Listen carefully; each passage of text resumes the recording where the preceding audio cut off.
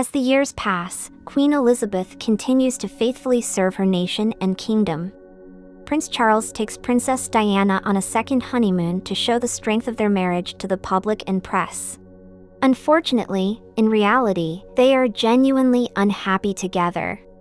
The Sunday Times publishes a critical article about Her Majesty, with a poll suggesting she should hand over the crown to Prince Charles. After reading it, Queen Elizabeth becomes upset, while Charles becomes hopeful about finally becoming king.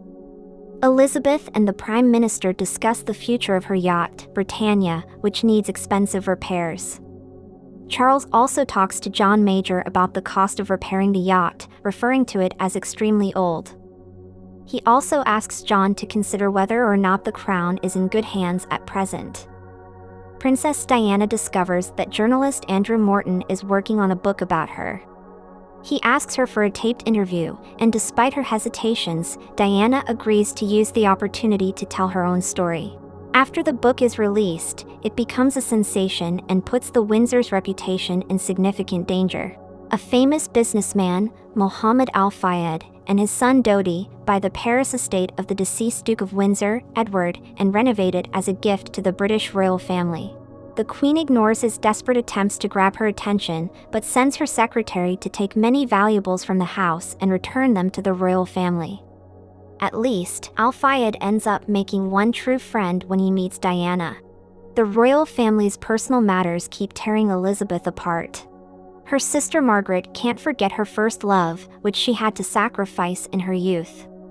The Queen's daughter, Anne, is adamant about marrying a man who is of lower rank than her. Andrew's wife is cheating on him, so he demands a divorce. And everyone is aware of Charles' problematic love life. However, Queen Elizabeth is sure that having a happy marriage is a preference rather than a requirement. And she has another problem: Windsor Castle is destroyed by a fire in the chapel. Heartbroken, the Queen prepares a speech about the hardest year during her reign, and calls it Annus Horribilis.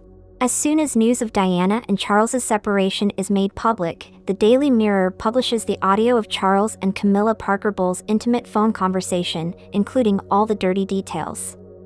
To generate some positive press, Charles works in his non-profit organization, the Prince's Trust, which provides community centers and scholarships to underprivileged kids. He also participates in a television documentary concerning his life. He reveals the truth about his marriage and affair with Camilla. Diana is furious when she sees the interview. The same day, she's spotted in her revenge dress. The first president of Russia, Boris Yeltsin, pays a visit to the Queen in 1994. She asks him to create a fitting memorial to preserve the legacy of the last Russian Tsar. After the Romanovs are found and given the respectful funeral they deserved, Elizabeth and her husband agree to visit Boris Yeltsin in Russia. Diana has an especially hard period in her life. She is struggling with paranoia and anxiety. Prince William distances himself from his mother as he enters Eton College. Diana falls in love with a simple heart surgeon and tries to start a new relationship.